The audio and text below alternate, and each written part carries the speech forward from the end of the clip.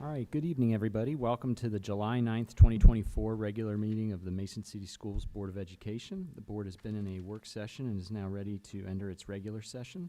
So the next item on our agenda is the Pledge of Allegiance.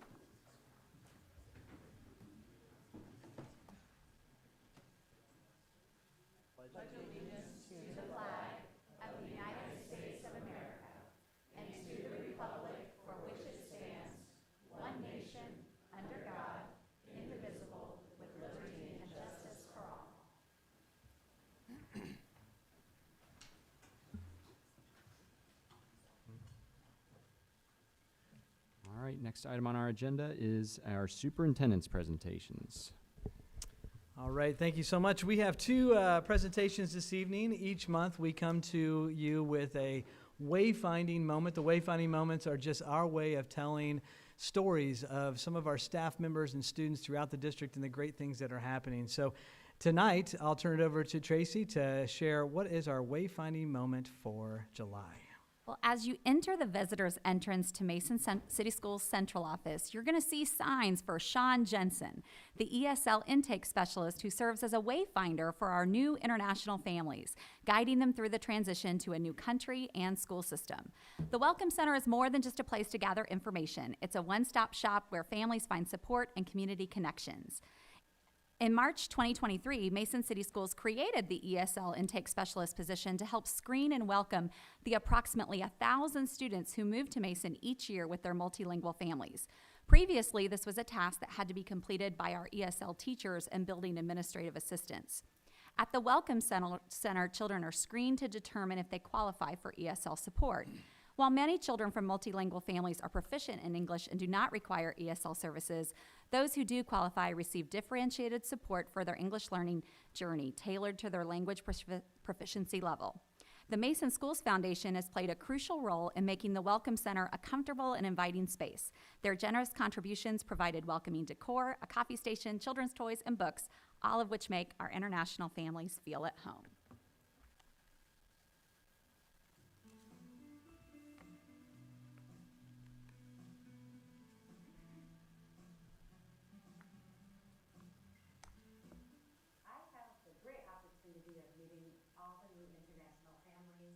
That come in. We invite them into the Welcome Center and provide them with resources. We screen the children to see if they qualify for any ESL support. In addition to that, we provide, it's just not the child that is having an adjustment, it is also the parents. Having the families come to the central office is a wayfinding place for our families as a one-stop shop for them to stop here, gather the information from the Mason City Schools. In addition to that, community resources. We make a connection with them, and even after they leave here, they have my contact information, they know where the central office is, and many times families do return 3 months, 6 months, maybe a year down the road. Their situations have changed, their needs have changed, but they know that they can come back here, a place where hopefully they felt welcomed and they felt that this was a safe environment for them to revisit. We shifted from India to here in the middle of April, and then we like this place, especially the city Mason, and yeah, we searched about the nearby schools and all that, so we chose this because of its diversity and inclusive culture and personalized learning. So we like it. I know Mason schools, they are really good ones. By the way, we moved out here in Mason just because of the schools. We moved out from Florida because their views, the people, the feedback from the people, from the neighbors, they're amazing. So we're so excited to start this journey of our son, of our little girl. The Mason Schools Foundation has been a huge contributor to this space that I am in right now. When I did move into this space, it was just a shell, and it really, really meant a lot for the foundation to provide us with refreshments, a coffee station. We have toys for the children. We now have books, and I think a lot of times the families feel very welcome here. In addition to that, many times the children think they are at school already at Many of them say they want to stay, which makes me feel very, very good. And it's because of the generous contribution that the foundation has made to this space. Before coming even to the States, we heard a lot of good reviews of it. Exactly. That was one of the main reasons because recently start our journey here, and the last 2 months have been amazing. So we decided to continue here. Yeah, looking forward to hoping that it continues. I think she will be in great hands, that is gonna start learning, developing, discovering all the great things of learning, like the books, to read, to write, to enjoy. This is like a big step in the life, but you have to love what you do. And learning is also something that we have to love because it's gonna help us to go forward.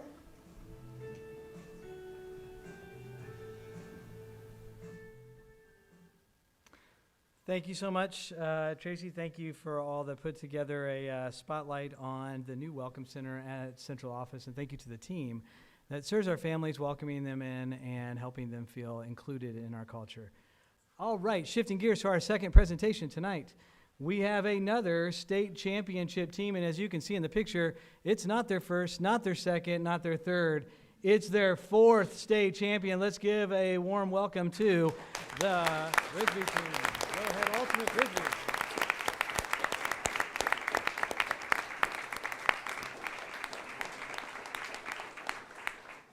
Gentlemen, I think you're going to take the lead on telling us a little bit about, and I see Coach G.A. Welcome. Good to see you as well. Thank you for being, I know you're coming right from practice, I think. Soccer practice. Thank you very much. We appreciate you being here. I'll turn it over to you. Go ahead. Thank you guys for having us. This is a good achievement that we're all very proud of and worked very hard to get to. There were some times in the tournament as we had to work very hard, put a lot of effort into winning, and really put our bodies on the line to get the 4th state championship. But we couldn't do it without the coaches, school, and parents involved. So we'd like to thank all of them for the support that they give. We'd just like to thank the athletic directors and everyone behind the scenes who continues to give support to the Ultimate Frisbee program, and for allowing us to have field space for practices and games is very helpful, and we're very thankful to all of them. And we also really want to thank all of our coaches and parents, one for getting us to where we are and supporting us along the way. That includes G.A. Weddingo, Kristen Bolte, Zach Kaler, Randy Smith, and Kevin Bowman, and Steve Tong, all of our parents as well, for getting us to and from all practices and tournaments and supporting us along the way. Great. Well, congratulations. I know the board will have some questions, but congratulations on this.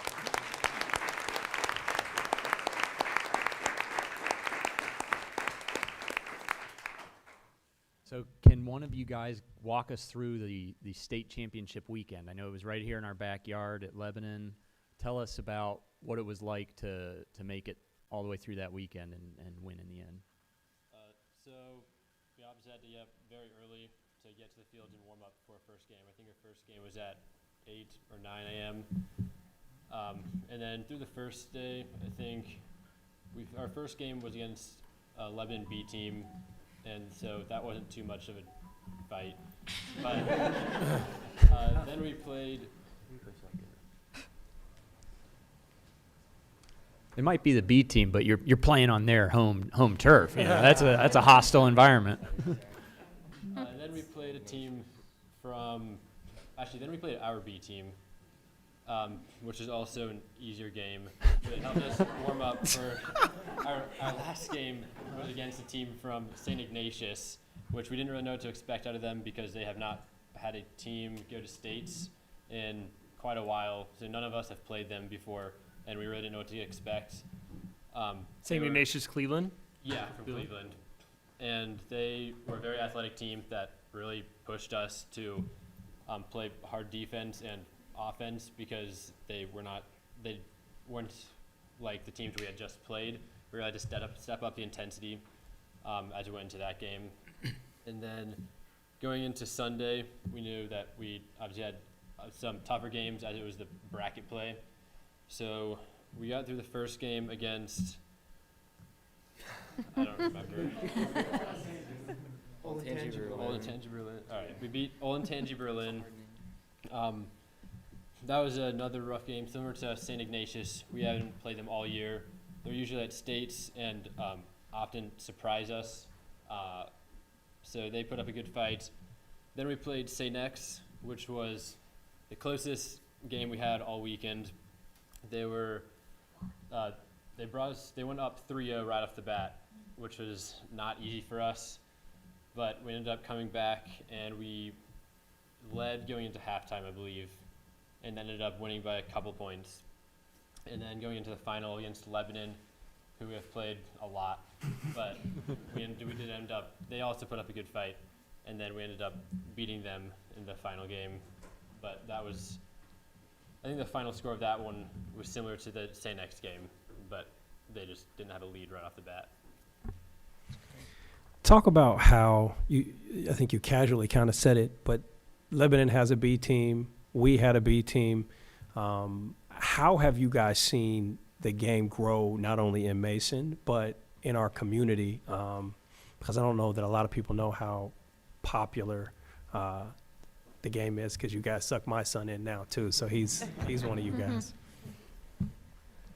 Something I've noticed about the sport as it's grown is that we're just getting a lot of younger players. We actually took 4 8th graders with us on our varsity team to the state tournament, and they were playing at a level that was just amazing. They were playing against high schoolers, so they're playing against seniors. They're not even in high school yet. They just started playing, but they played very competitively and right along with them. Same with players on other teams. There are a lot of younger players. I just think it's good to see the program growing in this area, in the Cincinnati area, starting them younger, and I can't wait to see them when they're our age and see how good they've become. Can you tell me what does it mean to you to win 4 in a row? Like what does that mean for you as players, but also for the program? All right. So it's pretty amazing. My freshman year, I was actually also on the varsity team and was able to play at states all 4 years. And it means a lot to be able to play. The first year I joined, and I'd played before I'd played at Mason, but I didn't really know a lot of the guys on that team. But it was a good experience. And then as I went through the years, I formed stronger connections with my teammates, and have now been playing with a lot of my teammates this year for all 4 years. So it means a lot as you form the connections with your teammates and continue to win with those same people. So I think just winning 4 straight really makes that a powerful, just every year is even better than the last because you're even closer with all the people you're working with. That's fantastic. I'll just say the sport is more popular. My sons are now sucked in. Rising 6th graders went to the camp and they had a blast with a lot of their friends. And I just want to say that's a testament to you all and the example that you continue to set, raising that bar, but also just showing that how fun it is, right? And what a great sport it is, and the sportsmanship that you exhibit and the leadership that you exhibit. So we thank you for that. And congratulations. I think they get it from their parents, because that's a great group of parents over there that Really? are very selfless and sit at ultimate tournaments for quite a long time. So round of applause for the parents supporting their kids.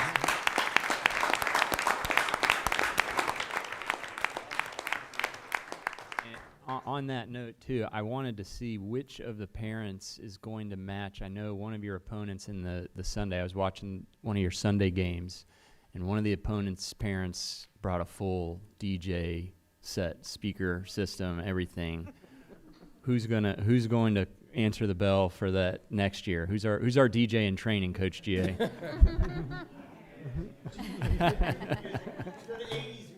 There we go. I think he was playing some Rocky soundtrack. That'll fit right in. Well, guys, congratulations, guys and girls. Congratulations. So much proud of you guys with winning number 4 in a row, and we would love to invite you down here and shake your hands and give you a little something.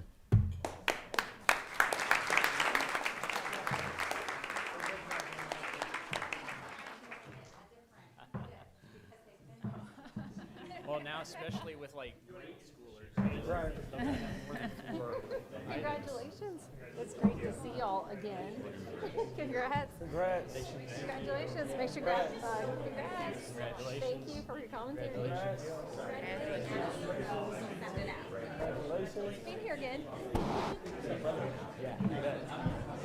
Fun watching. Awesome. How are you, man? Yeah. I know. Just don't put it over your eye. Right back, guys. Yeah, that's good.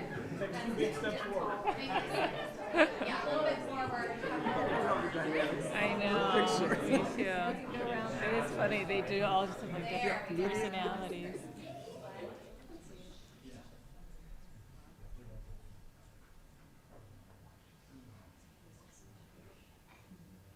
That's a great smile. Oh, parent, yeah.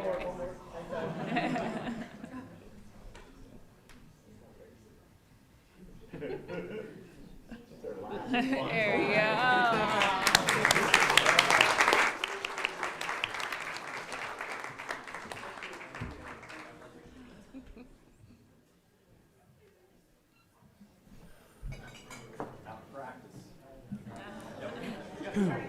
All right, this is a time in our meetings when we typically take a pause and allow those who are just here for our superintendent's presentations. If you would like, you may move on with your evening, but for those of you who wish to stay, you're more than welcome to stay for the duration.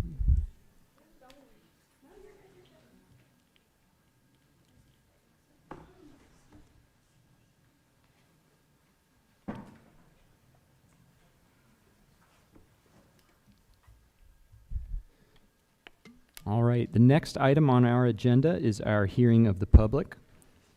Hearing of the public, this portion of our meeting, as some of you will know, is contained to 30 minutes total, and we allot 3 minutes per speaker. During the hearing of the public, we have some ground rules. Those include that the board will not deliberate or vote on any items during the hearing of the public.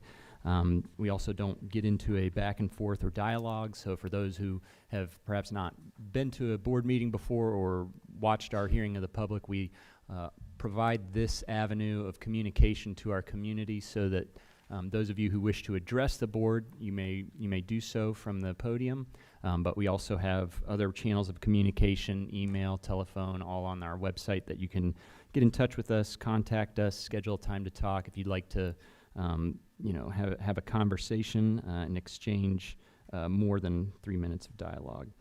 The board also prohibits any complaints about specific employees in the district to protect employee privacy and the disclosure of student private information as well. So with that, we have a few speakers here tonight.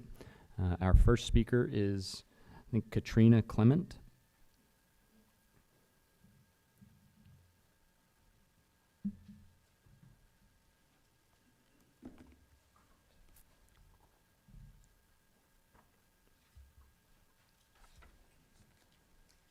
Hello, my name is Katrina Clement. I have 2 boys going into the 3rd and 5th grade. My husband and I chose Mason as our home years before our boys were born, specifically because we believe Mason schools were and are still the best in the region. I have had the absolute privilege to be a volunteer starting when my oldest was in kindergarten, and then to serve on multiple PTO boards. I have served as public secretary handling social media at MECC for the past 2 years. I have served as the vice president of the 3rd, then 4th grade at MENMI. The upcoming school year, I will serve as co-president at MENMI. The joke with my family and friends is, outside the district specifically, is that I should be an ambassador for Mason schools because I encourage everyone to come move here. And the very heart and soul of that is our administration and our teachers specifically. In my meager roles, I have seen teachers showing up after hours to cheer for our students in athletics, music, and academic achievements.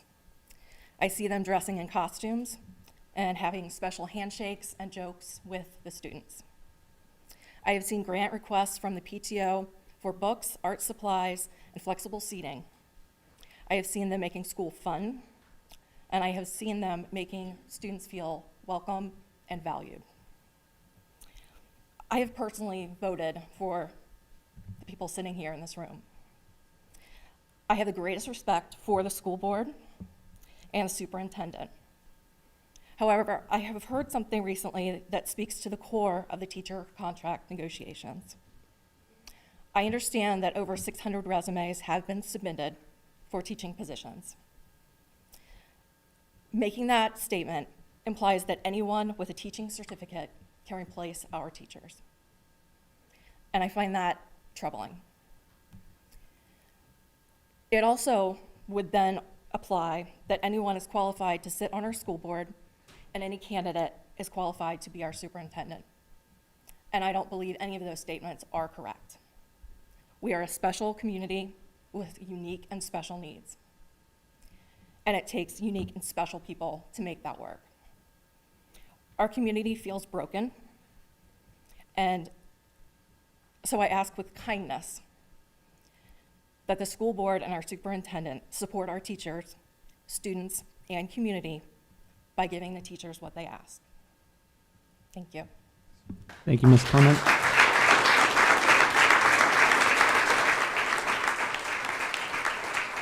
Our next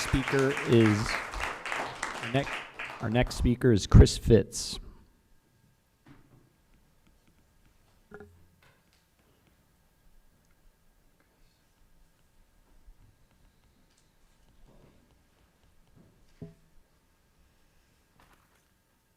Hello and good evening. Thank you for giving me a chance to speak tonight.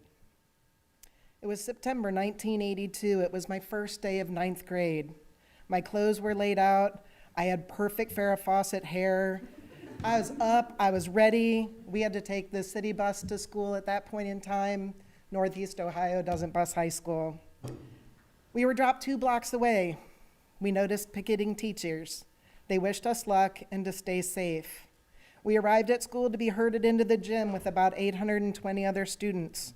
No phone calls, only a locker room bathroom break. There were 2 teachers who had chosen to cross the picket line. That was all that was there. I skipped day 2 because not that anybody would know, there was nobody there to take attendance anyway. Day 3, I had heard that day 2 was lame, so I met some friends in the cafeteria. We walked out, had breakfast at McDonald's, and walked to the mall. We arrived home 8 hours later. We could have been in Canada. Nobody knew. Day 4, they had found some scabs, so there were classes offered. I watched Spartacus and had 2 English classes. Day 5, the strike settled. My homeroom teacher was Mr. Feebig. I didn't even have to look that up. I still knew. He told us he was sorry, let us know he wasn't permitted to talk about anything further. There was no other word from an administrator, an admin, or a board member. Please don't give students and families that experience. Give teachers the fair contract they deserve. Teachers have long been the foot soldiers of education, the faces the kids know, the leaders in the classes they take, the coaches that help advance their skills. Give teachers the fair contract they deserve. It was a teacher at MI who got behind my daughter and set up an informed education plan. She found success. It was a teacher who called to describe a multi-year mess up in my son's gifted services. It was a grade 8 teacher who taught my daughter to think and put her ideas to paper, which carried on into creative writing 1 and 2 at MHS and on into her career now. She turns 30 this year. My daughter grew by the steps that she did because of the steps that her teachers laid forth for her. It was my son's homeroom teacher in high school who always helped him sort out his schedule week 1, every year he was in high school. Every year. I relied heavily on his AP and honors teachers to foster his thinking, pushing him in all the right ways. He has a 4.0 in his pre-med track through 3 years of college. His teachers taught him to believe in himself and take academic chances. It is not a board member, superintendent, athletic director, or principal that stepped up for my kids. Give teachers the fair contract they deserve. Is that my timer?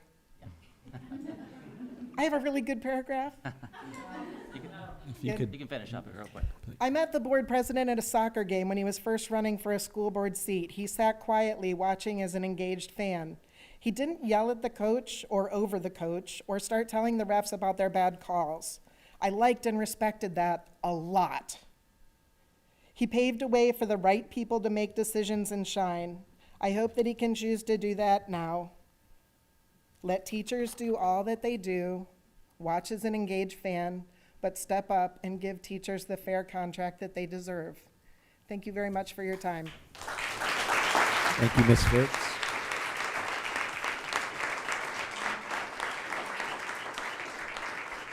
Our next speaker is Stacy Heck.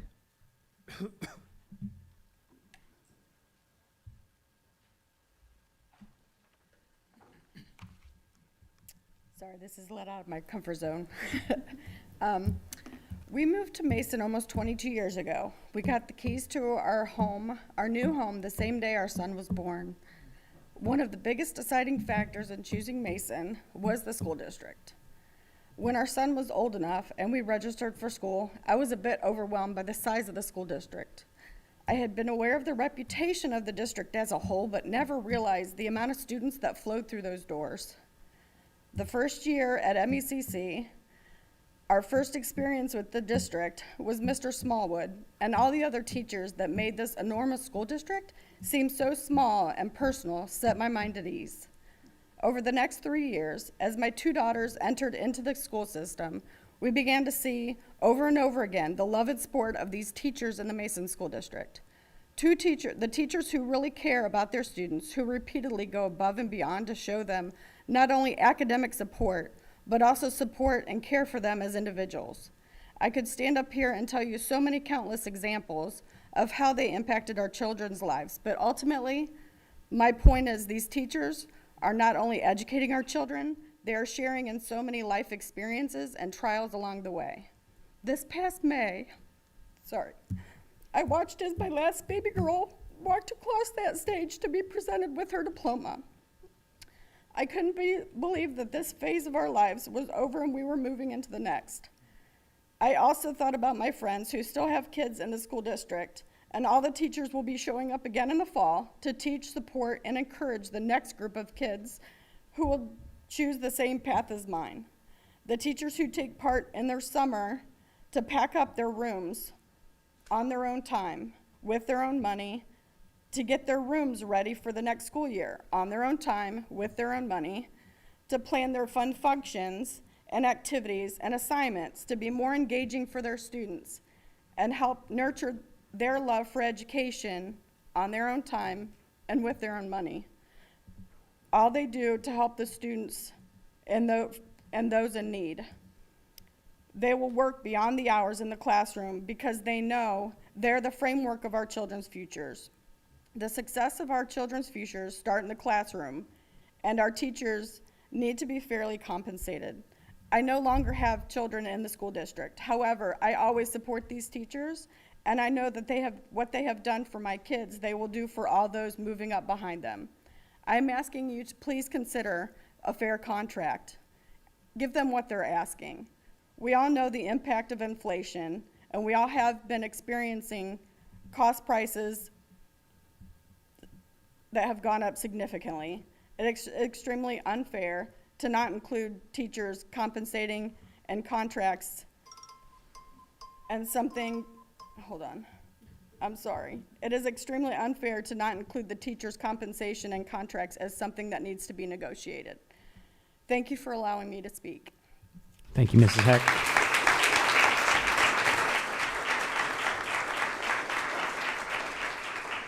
Our next speaker is Mark Amazon.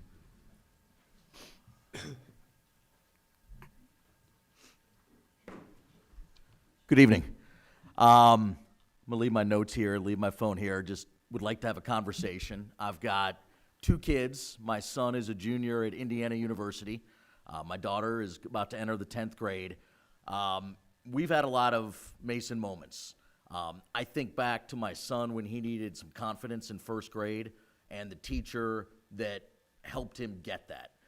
I think about the kid that needed a push in ninth grade and the math teacher that gave him that push.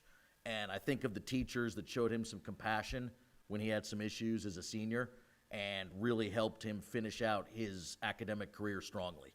He's going to one of the most competitive business schools in the country, and he says to me, "Dad, this isn't that hard." I say, "Okay, well, you're my kid, and I flunked out of that program, so explain to me how it's not that hard." He says, "Because in high school we did this almost as in-depth." And he's going to school with kids from the best schools in Chicago and New York and Indianapolis, and he's not just keeping up, he's thriving. He is way ahead of where he should be, and we owe Mason a lot for that. My daughter that's in 10th grade, I remember the look on her face when she had teachers, multiple teachers, showing up for her softball games when she was younger. Couldn't believe it. She was through the moon. The teacher in 8th grade that stayed with her when she just couldn't get her math. And the Spanish teacher in 8th grade that became such a mentor and a role model to her that my daughter wants to be a teacher. With all due respect, I like slogans, I like catchphrases, I like Mason moments, I like making greatness together or getting great together, but you don't have a moment without these interactions. A moment is just that, it's a moment until the right two people get together. And in my experience, it's been my kids and some of these teachers, some of these amazing teachers, that I think are worth their weight in gold. The greatest slogan ever in Cincinnati is the Big Red Machine, right? No one knows where that came from. Nobody knows who came up with the Big Red Machine, but everybody knows who the components were, right? Pete Rose, Johnny Bench, Joe Morgan, Tony Perez. They all got paid. They all fought for it, but they all made money commensurate with their talents. They were the best baseball team ever, and they were paid like that. I think these teachers deserve it. I think they deserve our support. I would hate to think that future generations of Mason kids wouldn't get what my kids got. And I would hope, as I sit back and watch this process unfold, and some people intimate that maybe those that are negotiating for management are just waiting till the last second, forcing the teachers to strike so that the teachers will look bad in the public eye.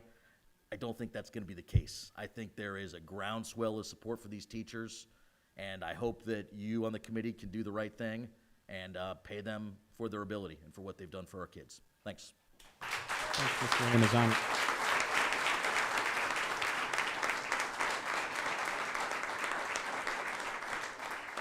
Our next speaker is Jamie Morton.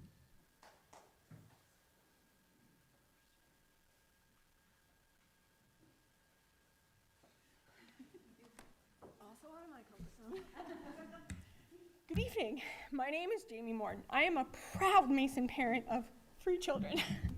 As I speak, an increasingly majority of community members are losing trust in our board and our superintendent. Every day, these teachers enter classrooms not just to teach, but to inspire, mentor, and nurture the potential within each student.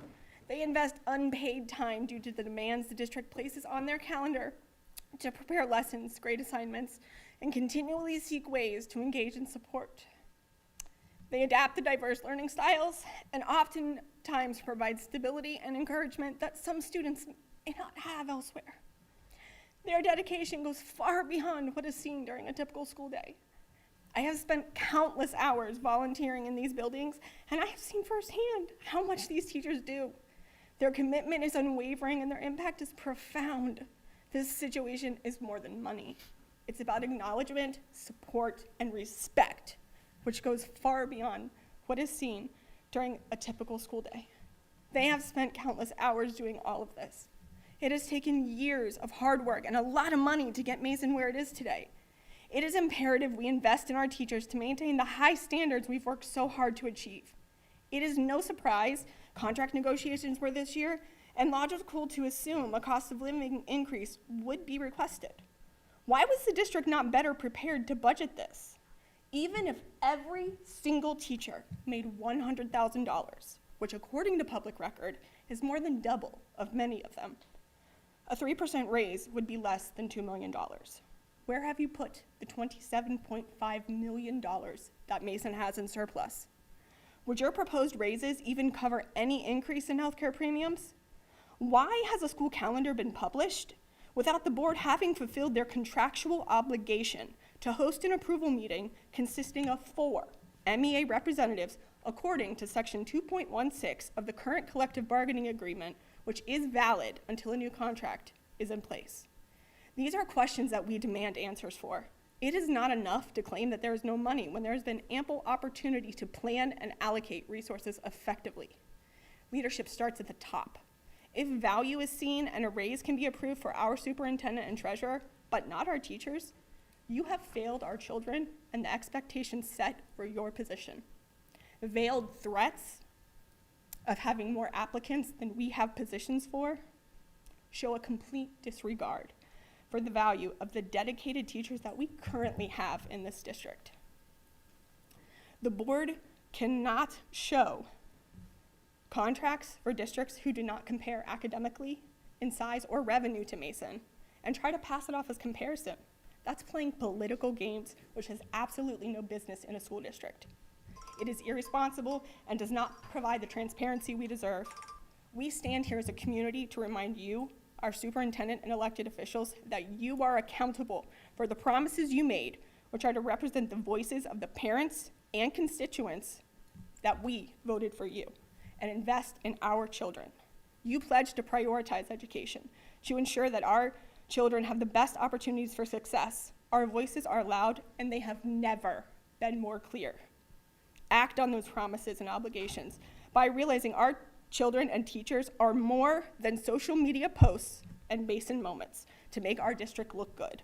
We demand the voting committee do its job and invest in our teacher and children's future. Thank you. Thank you, Ms. Morton.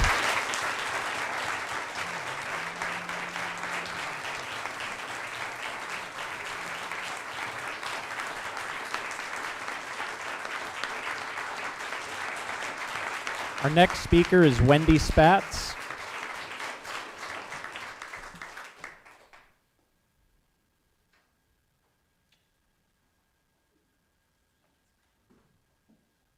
Hi again. It's becoming a regular thing now. So it's been a month since I was last here, since the last school board meeting, and you've made no progress in negotiations with teachers. I, like so many in the community, were appalled by the video you sent out after the last negotiation session. You and the district publicity office have launched a PR campaign which is nothing more than smoke and mirrors. Sending out an email and video trying to convince the community that things are going well in negotiations was dishonest and misleading. You failed again to come to an agreement with teachers, and it's been over 4 months now. The information you left out of that carefully crafted email and video speaks volumes. The truth is, you refuse to offer teachers a fair contract, and you are not negotiating in good faith. To then tell the community you were encouraged by the progress, well, that was absolutely not only untruthful, but disrespectful. I do not believe this school board represents the community they were elected to serve. You have become out of touch with the teachers and the community's wants and needs. This school board has become an extension of the superintendent's administration. Let me remind you that you work for us, not him. This community overwhelmingly supports its teachers. If you say that a cost of living adjustment raise is not in the budget, then you need to readjust the budget. Your priorities and the superintendent's do not align with what this community wants. This district has the money, it's in black and white, unless you deem other things more important than paying teachers and getting them the support that they've asked for. You need to tell us what is more important than getting our teachers a small raise and the support they've asked for. After the school board released confidential negotiation information, I did my own public records request. I finally received those documents today. What I have found is absolutely shocking. To see that this school board walked into negotiations with absolutely no offer of any raise of any type for our teachers is beyond disrespectful and disappointing. When you finally offered teachers a cost of living adjustment increase, it was 1.25% for 3 years. The absolute lack of respect for teachers is mind-blowing. And now, 4 months later, you are offering a 3-2-1 cost of living adjustment while completely ignoring teachers' requests for support. No one knows better than our teachers what is needed to maintain Mason excellence. For you to disregard and disrespect them like you have is unacceptable. MEA and the mediator have given dates the week of August 5th to meet and negotiate, and the school board has refused. This community demands that you meet to negotiate before school starts. Our teachers deserve to come back to school with a new contract. If not, and they choose to strike, this community will support them, and you and the superintendent will have to answer for that fallout. And those public records, I'll get to the entire public here very soon. Thank you, Ms. Spatz.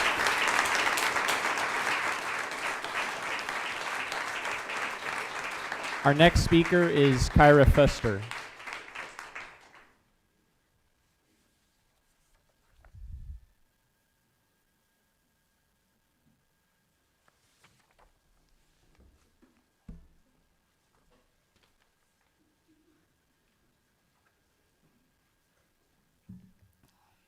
Thank you. Good evening. My name is Kyra Fuster, with a U. And I'm here today to express my discontent with the way the latest contract negotiation has been handled by the Mason City School Administration and School Board, and to express solidarity with my fellow teachers in the district. As a Mason taxpayer, I urge you to be transparent and please disclose, 1, the specific financial reasons that are impeding the district from giving Mason teachers a fair and well-deserved salary raise, and 2, what is the plan to secure the money needed for the raise if there is a looming financial crisis? There has been much speculation about why the district might not be able to afford a raise for its teachers.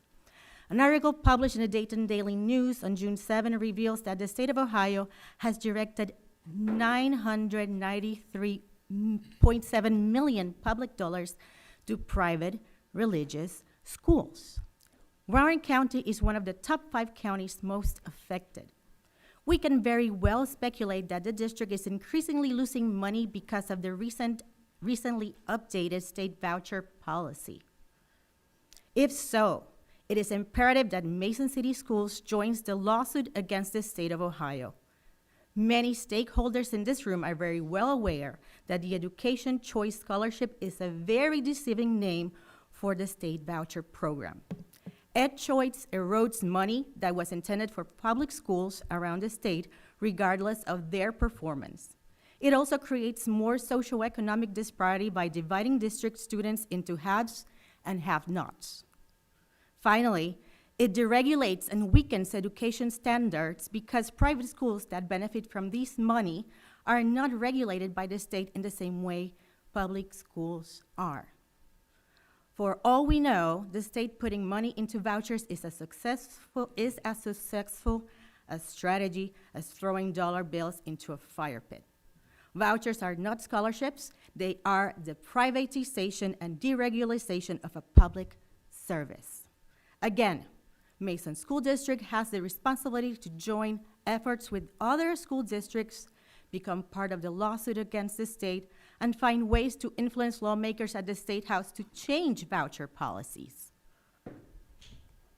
It is a moral and ethical imperative, especially because it seems that we are also short in money to hire more TESOL-certified educators and ESL support staff for our increasingly multilingual population.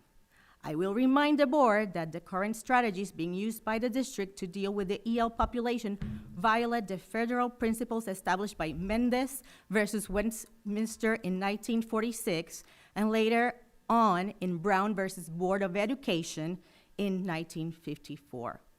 I cannot assume that all board members and district administrators are against the current voucher program and in favor of keeping Mason City School finances afloat, even though opposing vouchers would seem like a very logical position.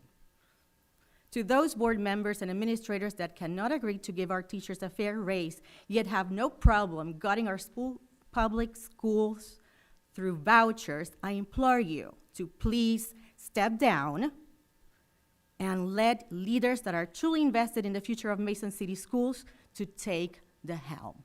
Thank you. Thank you, Ms. Fuster.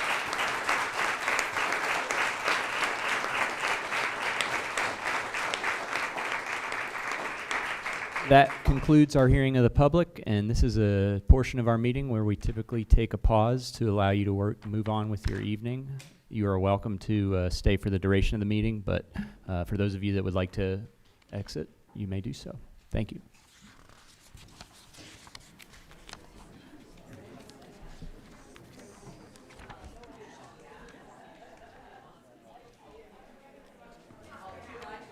Have a good night.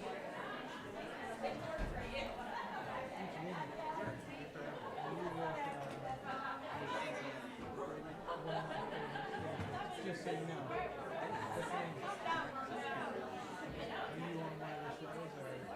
I'm on like midday. I might catch it when I'm in between schools. Yeah, maybe.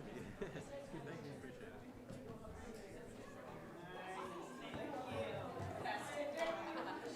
See ya.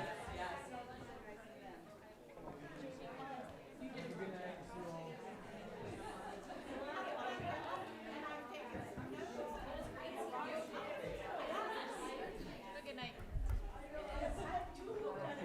Take care.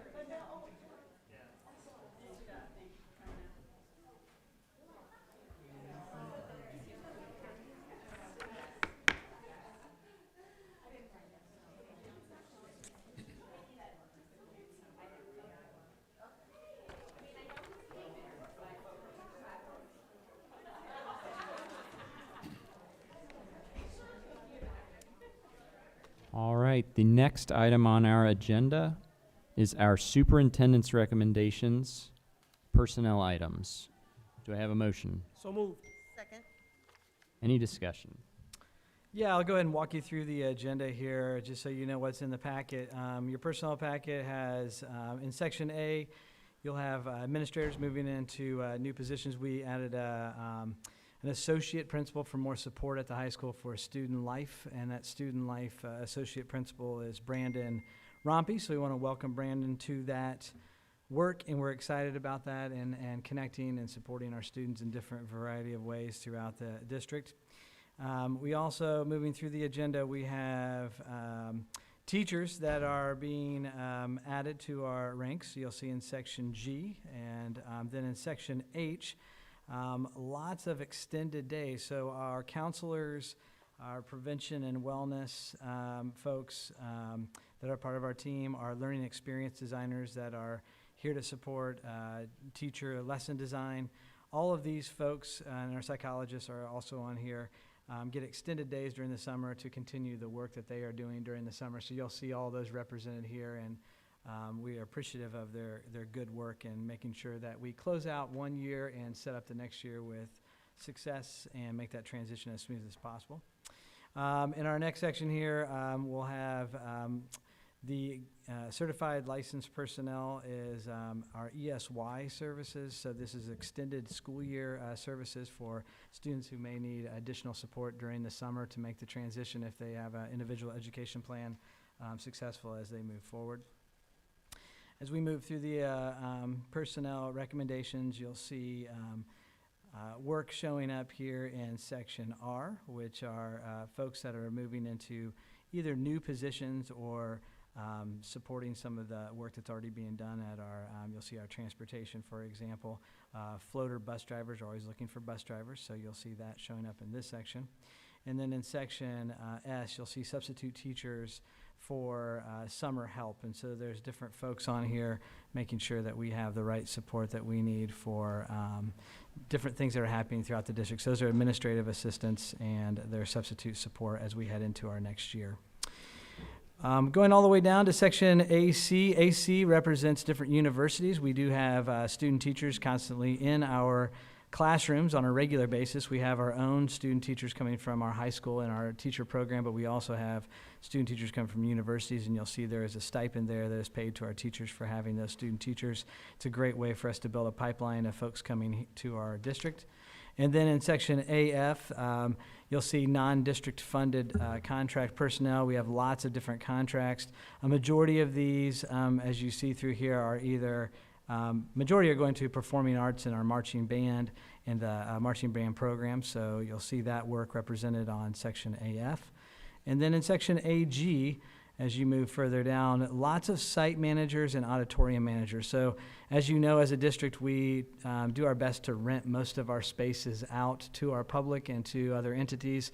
We use that funding to continue to update our facilities, and it takes a lot of people to make that happen. And so all the people on here, we're extremely appreciative of people stepping up and just excited that we have people that are helping us continue to have our auditorium open, our different sites open for different events, whether it's a dance competition to ultimate Frisbee national competition. So whatever we have going on, it takes site managers in each of those. So we're appreciative of those folks. And then finally, the last section in our personnel packet, AJ, is specifically referencing some additional ESL support for our staff and families with interpreters. And then the final piece on there is a technology support. We have a person that specifically specializes in Chromebook support and repair, and with, I don't know the exact number, but I'm going to guess 8,000 Chromebooks running through the district, it keeps that person jumping. So we appreciate their work as well. That's the rundown of our personnel packet for tonight. Thank you, Jonathan. Any additional discussion? All right, hearing none. Sean, please call the roll. Mr. Galvin? Yes. Mr. Orr? I have to abstain because my daughter is transitioning from an ESL aide to her own classroom this year, so this will be her 4th year in the district, so I have to abstain. Mrs. Yingling? Yes. Mrs. Apache? Yes. Mr. Steele? Yes. 4-0. Congratulations to your daughter, Mr. Orr. Very happy for her, very excited. All right, item number 8, Superintendent's Recommendations Action Item. Do I have a motion? So moved. Second. Any discussion? Yes, if you could give me a second to walk you through these so you know what we have here. I know we've gone through this already, but I just, for anyone else, just so they know what's on here. Action item A is the JDP. This is a software that actually helps us with background checks. So when a parent wants to be a volunteer at a field trip or other activities, this is a new software that allows us to do that well. We already had a software. This is an updated version of that. Item B is a Center for Applied Research and Education Improvements. One of the things we heard tonight, as a parent was sharing with us, is just the support that's we provide for students who need an additional dose of either reading support or math support or whatever that is in a classroom. Our LCSS, Learning Center Systems of Support, with Amy Brennan and her team, they are doing a phenomenal job with our teachers and our teacher leaders of bringing that in to make sure that we get those additional support pieces and based on data. And so this is the group that's been working with us on that work across the district. And this is our 3rd year with our relationship with them, and they're out of the University of Iowa. Foundations, phonics for grades K through 3. You've probably heard some conversation around the state about the science of reading, and we have been working with the science of reading for decades here in Mason City Schools, but that is a new phenomenon for some around the state, and the state did get involved, and so they also chose specific programs that districts could choose from to implement specific phonics programming through your curriculum. And so Foundations is one of those. I'm familiar with that as a former elementary principal, so I am familiar with that, but that is what item C is. Item D is Lexia Core. This is a English language arts intervention K through 5, and this is specifically another program that is approved by the state as a part of this larger movement to make sure that there's alignment across the state in how we're addressing reading and support for our students. The Repay Agreement, this is a system software that streamlines, I think it's vendor electronic payments, and I'll turn it over to Sean to maybe speak to this one. Thank you. Yep, this is a software we use as part of our vendor payment system. We have some vendors that we pay via ACH, and this is a software that we use for that. They're moving from more of a software-based system to a web-based system, and so this agreement covered that new software. Thanks, Sean. Talking Points Agreement. Talking Points is it has dual purposes. It's actually a platform that a lot of our teachers are already using and have asked basically that we continue to increase this as a accessible tool for the whole district. And so we're moving to use this as a district tool. It helps with interpretation. It interprets up to 150 different languages for our families. So when we're communicating back and forth, it also helps us as a safety software communication, so we can communicate mass across the district in case we have an event that we need to get information out to all of our staff or families. And so that's that's what we're asking to approve tonight for our Talking Points agreement. The approval of property and casualty insurance policy. Do you want to speak to that? So each year we go through a process to renew our property and casualty insurance. So we have a broker, USI, that works with several carriers across the area, and we go out and get bids for them each year. And so at the conclusion of that process where we get the bids, our finance committee meets and kind of goes through all those proposals and makes the best choice. So this is our insurance coverage for this coming fiscal year. Thanks, Sean. Item H here is the 24-25 handbook. So each year we we update our handbooks and we update the fees as well, the building fees, which is item I, and we bring those to the board around this time for approval. So that's an annual approval, and we have a long process of vetting that, and it goes through our building leadership teams into our central office. Tracy and her team looks at it. So we have a lot of different layers to make sure we check that out. And any kind of new policies that come down from the state that we have to implement, we also make sure those are updated in here. So there are like cell phone policies, for example. You've heard that as a big conversation. I say we already had a cell phone policy, but it addresses those in your handbooks. Item K is the Hamilton County ESC Gifted Program Coordinator. We do have a gifted program coordinator that Nicole Dietrich, who's been with us for, I want to say 6 or 7, well, maybe not that long, maybe 5 years now. 6 at least. 6, okay, 6 years.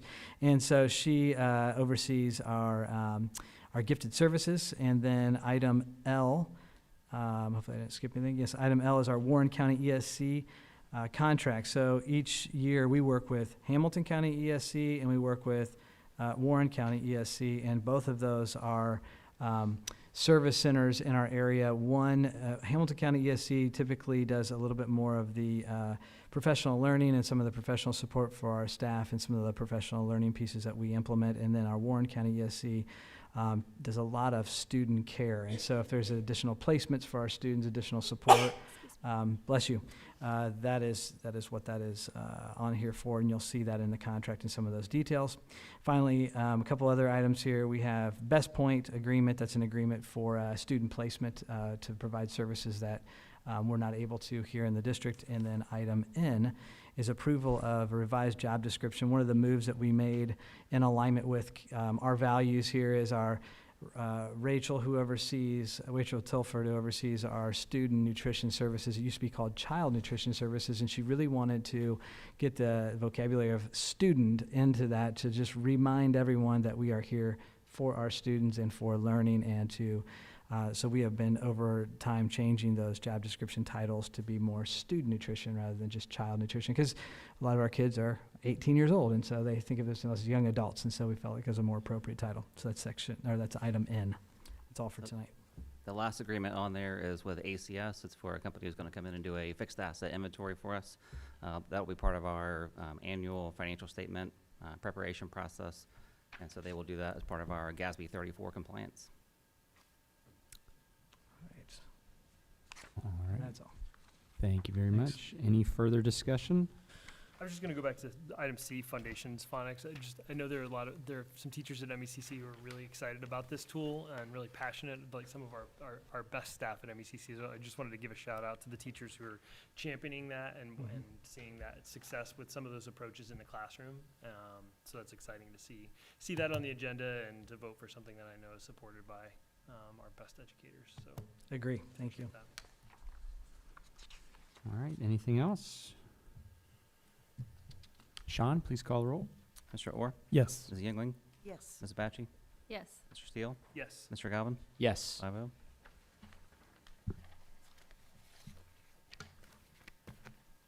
Item number 9, Treasurer's Report. Do I have a motion? So moved. Second. Any discussion? Couple things to highlight here. So June is the end of our fiscal year, so we are currently working through the fiscal year closeout process. So we'll have our our June financials for approval here next month. But one thing I did want to highlight was the approval of the health insurance rates for this coming year.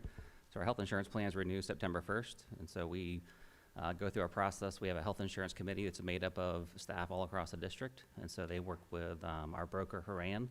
And so Haran kind of goes through a process of evaluating and giving us updates on all of our insurances, medical, dental, and vision. This particular year, one change we are making is to move our dental insurance from Dental Care Plus to Delta Dental. This is something the committee has really been looking at over the last couple years. Dental Care Plus was bought out by another company a couple years ago, and since that time, we've had a few bumps along the road, and so this was one particular one that our committee was really watching. And so through the bid process this year, the committee did make a recommendation that we consider as change to Delta Dental. And so that change was actually brought from Health Insurance Committee, reviewed by Finance Committee, and now here to the board for approval. So hopefully we'll see even better service from Delta Dental than we've seen from Dental Care Plus over the last couple of years. Awesome. Any other discussion? All right, Sean, please call the roll. Mrs. Yingling? Yes. Mrs. Apache? Yes. Mr. Steele? Yes. Mr. Gavin? Yes. Mr. Orr? Yes. 5-0. Committee reports. Arts and Activities Council. Did we have one since? That's just the list, I think.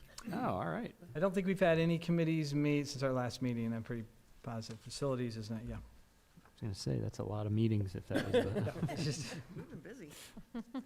All right. Item number 11, legislative update.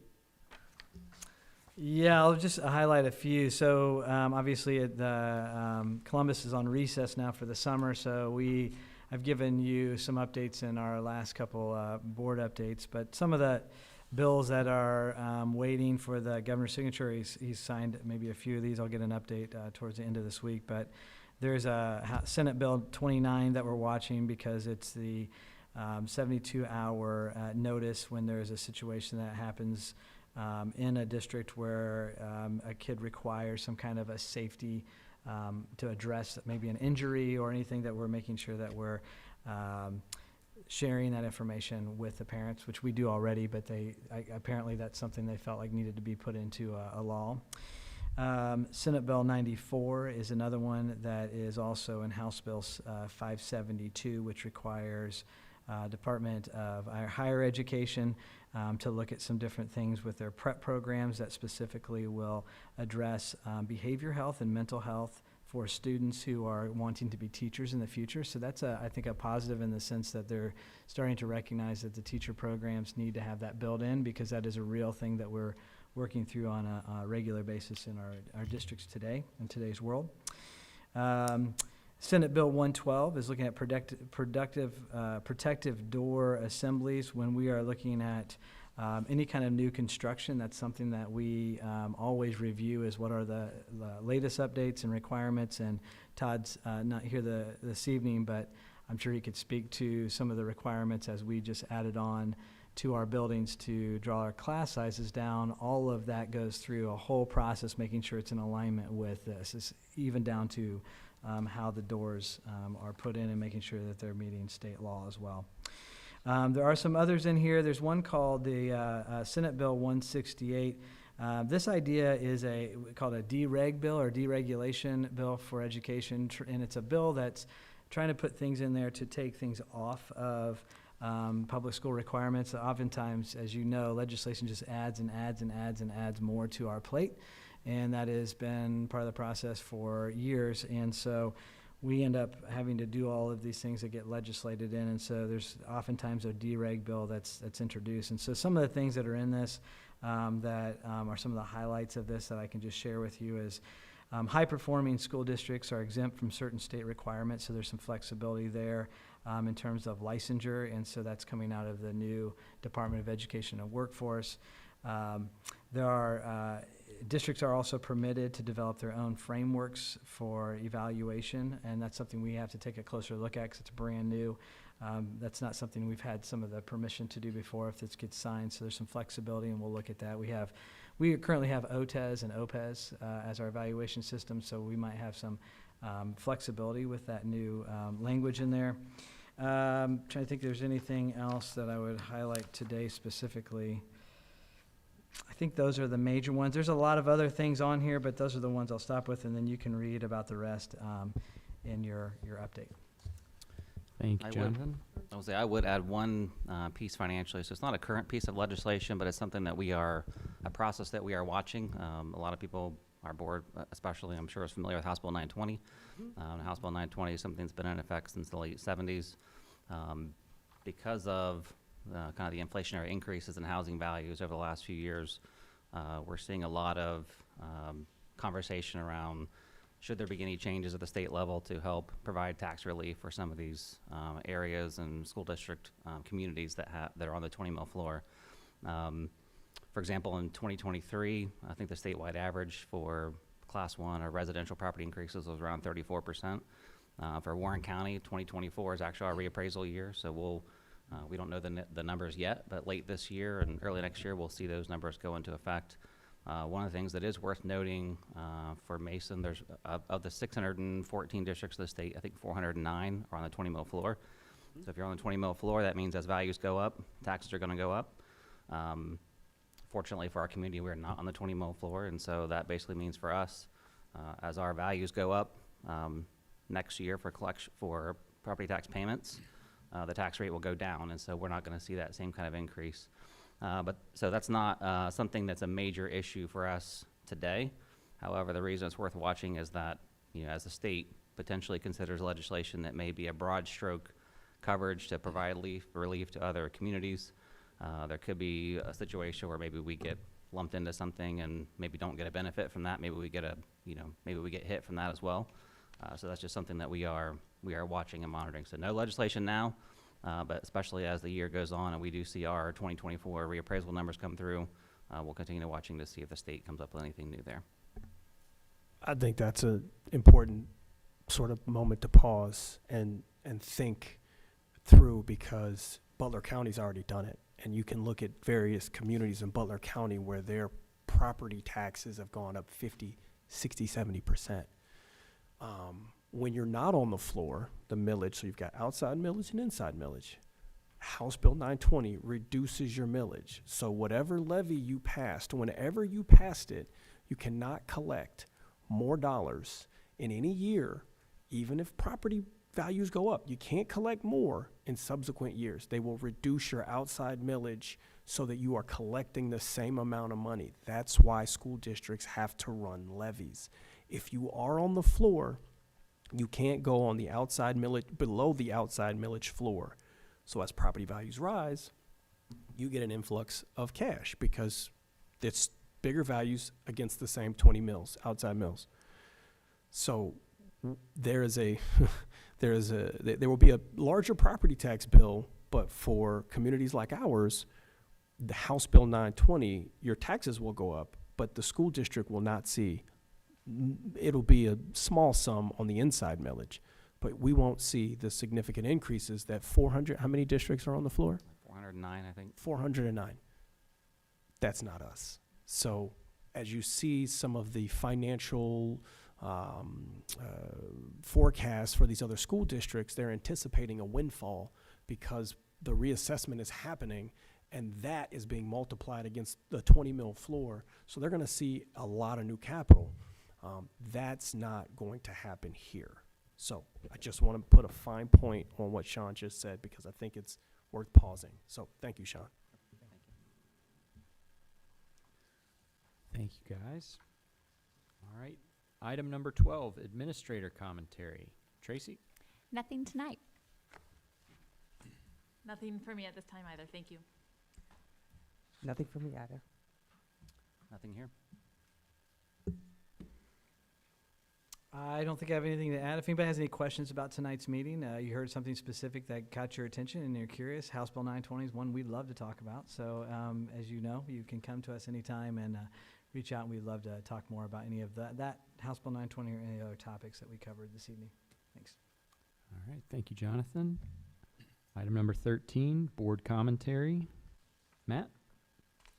So one of these days I may make a motion or try to change our tradition of letting people leave after superintendent's presentations and public hearing. because this is the first time in a meeting where we really have an opportunity to share what's on our minds or reflect on things that are brought up or things that are happening in the community. So just one of these days I might want to hear directly from us on what our thoughts are. And I shared some of this the last time we met, but I wanted to reflect again on the status of negotiations, and again just say that this is hard. This is hard for the community. It's hard to be told that we don't value teachers because we don't have a contract, but that's what we signed up for. I'm not worried about it being hard for us. But I do want to say that I thank the people who spoke tonight and again gave really amazing examples of our teachers just doing incredible things in relationship with our learners. Like, thank you for sharing those stories. What I want to make sure that our community knows, and I've said this again before, is that the fact of those moments happening and the fact of that work happening isn't something that is new to this board or our administration. We know that, and we do value our teachers. And I want to say too, I know folks know this, but it's obvious, but we can't make financial decisions in contract negotiations in a void, right? Like, the job of a school board is to understand the makeup of the community, the direction that the community is heading, understanding what it's going to take over the long term to afford any decisions that we make in real time. And that's no different for negotiations. And so I just want to reflect too, that leads me into my other point of, it's hard to hear a number of items being said during public hearing that are just factually inaccurate. But one thing I want to, and I'm not going to bring up every one of them, but one thing I do want to discuss and make sure that our public hears from our board is that it is just plain wrong that we haven't reached a conclusion to this contract negotiation because we can't afford it because we haven't planned well. I mean, the opposite is true. That I just want to make sure that people don't take away from the conversation tonight. That's the kind of thing, a piece of misinformation that if it hangs out there has lasting damage, and I just want to make sure that the public hears from us that that's not what's happening now. I remain confident, I really do. It was also mentioned to us that it was untrue to say that we were confident. I am confident. I am more confident today than I was 2 weeks ago that we're going to reach an agreement. I know that we're going to get this done because we do value our teachers, and I know that we're going to come to an agreement and negotiate in good faith. So I don't want our community to think that the board doesn't think that we're going to reach that conclusion. So I just wanted you to hear that directly from me. I want to just thank to the city of Mason and everybody who had a part in Red Rhythm and Boom experience. It was just really phenomenal again. We waited out the rain, but we still got to enjoy the night and celebrate the 4th of July with friends and family. So we appreciate that very much. Right, that's all. Thank you, Matt. Desiree? So, I guess really to piggyback and echo on what Matt has said, and to recognize Connie, because she has, I saw the eyebrows go up. She has been here, for the long haul. So where we are today is no accident. It was decisions that our board has made in years coming up to where we are now. Our teachers, pay is not an accident. It is planning and budgeting and getting us to where we are now. So there's no lack of planning on our part, and it is a little frustrating to sit and listen to some things that are not accurate and inappropriate for us to respond to that. So I just wanted to share, I guess. I was thinking the same thing. We do value the teachers. I could sit here and talk all night about some amazing interactions that both my children had with teachers. They have made such a difference in their lives. My daughter graduated in May, and she's so prepared. My son, same thing that Mr. Amazon said. He's in college, and he's like, Mom, this is too easy. And I'm like, it's because Mason prepared you for college, way more than I was prepared for college. I mean, I struggled so much more than my kids have. So I guess I better just stop talking. So we have a job to do, and we plan to get that job done. So I appreciate the outpouring of the community for our teachers. I just want you to know I'm there with you. I love our teachers. I love our school. And the decisions we make will reflect how we feel. Thank you, Desiree. Connie? Thank you, Desiree, for your kind words. But you did point out that years ago, in my case, 25 years ago, I remember conversations where we wanted to make improvements to the teaching profession as a school district and as a board. We wanted to make improvements for specifically our teachers moving forward down the road. That commitment has not changed through the years, from board member to board member, the changing of seats. I can guarantee you that. We all highly regard our teachers. I realize that some of what's going on is the nature of the beast, but it is a little, it hits me in the sensitive spot when people that I care so much about and respect so much, have done so much, don't feel appreciated.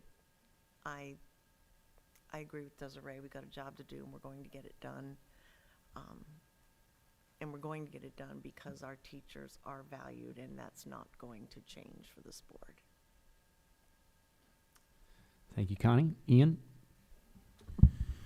Thanks, Charles. Wasn't here for our June meeting, so some things I kind of want to say. First, condolences to the Lippitt family. They lost a 2021 graduate, Noah. He was a Marine. So our hearts and thoughts and prayers are with that family. I want to say congratulations to my board president on his anniversary with his lovely wife, Natalie. You know, she puts up with you, so congrats. You made it. Congrats to me, condolences to her. There you go. See, I didn't want to say that, but you did that for me. I appreciate it. Really want to also say, you know, congrats to the Ultimate Frisbee team. My son started playing Ultimate Frisbee this year, and, you know, I can't say enough great things about those young people, that those coaches and the environment they create. It's contagious. I mean, the first practice, my son gets in the car and he goes, "Dad, that was like so much fun because the teamwork, it was great." And so from the first practice, he recognized what made this group super special. So I'm grateful for them, and continue to hope and see that grows. Didn't get to be here for the celebration for the baseball team, but you know, I know a thing or three about being the first to do something in the school district, and the weight that carries. So I hope that, you know, they had 17 seniors, so that's a lot of young men pouring into a lot of younger men. So I hope that those kids that come behind them understand the mantle that they carry, so that team isn't the last team. So kudos to them. Super proud. It was a great thing that happened. And I also, and motivation for our fall sports teams. Let's get some more championships down in Comet Country. Want to congratulate the girls track team. They were the state runner-up. I know they had much higher hopes, and they only lost by 4 points, which is a razor-thin margin for a state track meet. But I watched them compete for the last 5 years, and they left everything they had on that track. So proud of those girls, and just really excited to see them back next year. But we're going to miss the seniors that graduated. But so now I kind of want to share my thoughts, and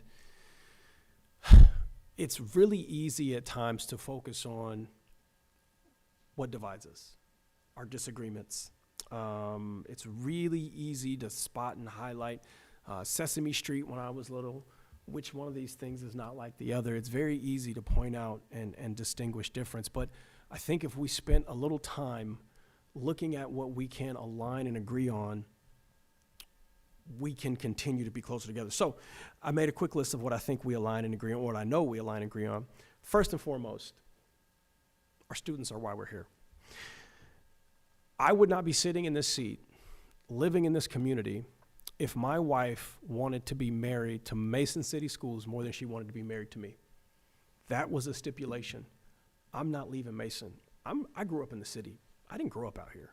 She said, my kids are in this district. If we're going to get married, we're staying here because I'm going to value the education that my kids have here. So to that end, we've graduated 2.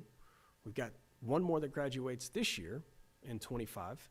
We've got a freshman going into the building, and one of those kids that graduated is now a teacher back in the school district.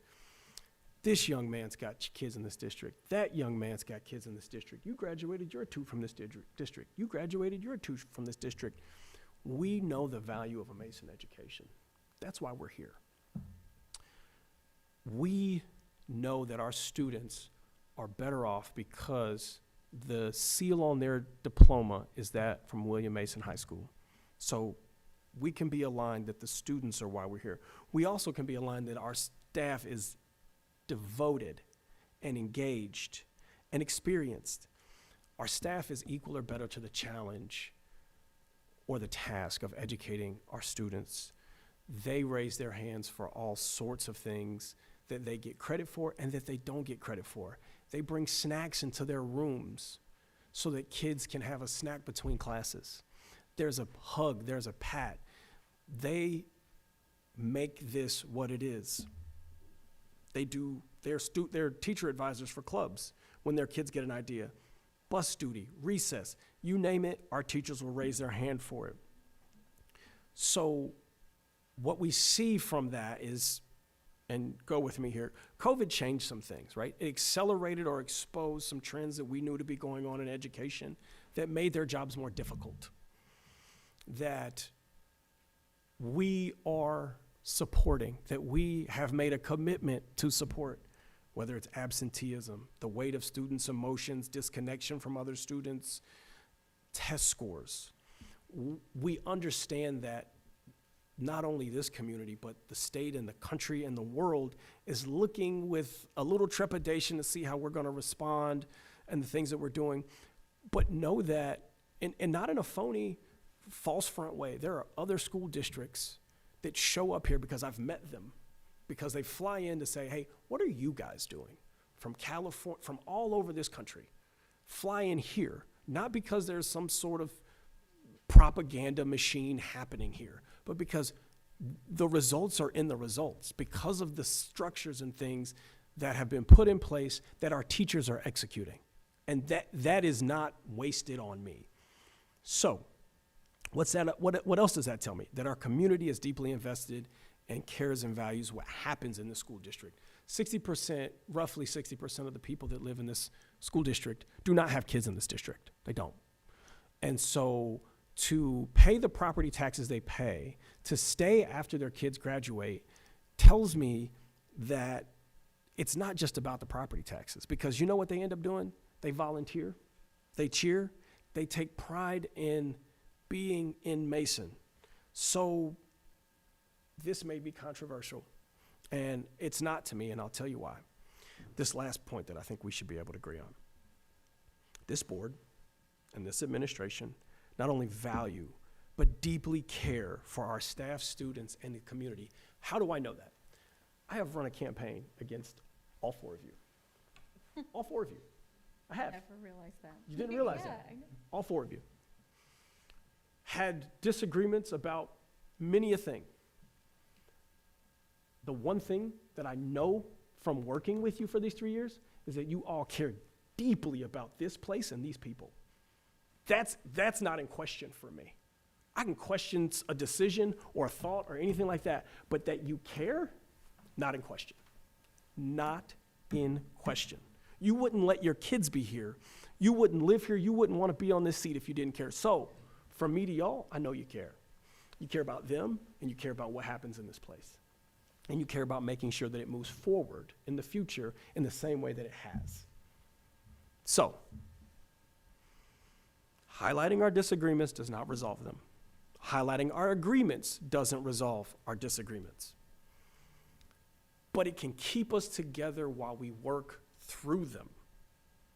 I, like the rest of this board, believe that we will reach an agreement because there's so much we already agree on. I want you to think about that. We're going to reach an agreement because there's already so much, all those things that we agree on. We live in your community. We're your neighbors. Our kids are your kids' friends. I love living here. I love it. I love this school district. I wouldn't be sitting in this chair if I didn't. And I've had disagreements about things that this district has done. We hear you. We hear the frustration and concern, whether it's school starting on time, getting the teachers a fair contract. We share that frustration and concern, but the only way out is through. Trust the process, to steal a phrase from Joel Embiid. The only way is through. So through is hard work, compromise, patience, care. We can see each other through this, and in the end, we can be the community we want to be. The only way out is through. Thank you. Thank you, Ian. I know better than to try to follow that up, so I will follow up and say thank you for calling me a young man, though. Appreciate that. I will also wish my wife a happy anniversary tonight. This is as romantic as it gets these days. But with that, if there's no other discussion, I'll move to adjourn. Second. All in favor? Yes. Thank you, everybody.